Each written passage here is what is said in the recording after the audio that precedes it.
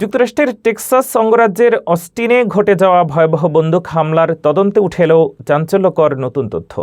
Fox 7-এর হাতে আসা একটি ডোরবেল ক্যামেরার ফুটেজে দেখা গেছে 53 বছর বয়সী সন্দেহভাজন হামলাকারী ডিয়াগো ডায়ান হামলার ঠিক একদিন আগে একটি অ্যাপার্টমেন্ট থেকে বের হচ্ছেন।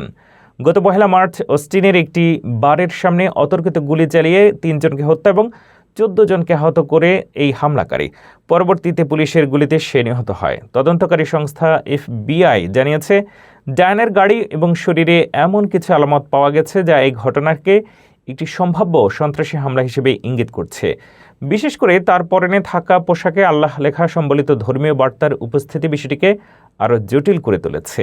ইতিমধ্যে FBI-এর জয়েন্ট টেরোরিজম টাস্ক ফোর্স তদন্তে নেমেছে। গত 2 মার্চ ডায়ানের ফ্ল্যাটে রেইড দেওয়ার সময় গোয়েন্দারা প্রতিবেশীদের ডোরবেল ক্যামেরা ঢেকে দেন, জানিয়ে এলাকার চাঞ্চল্য ছড়িয়েছে। সেনেগালে জন্ম নেওয়া এই মার্কিন নাগরিক কেন এই তাণ্ডব চালিয়েছে তা জানতে এখন চলছে নিবিড় তদন্ত।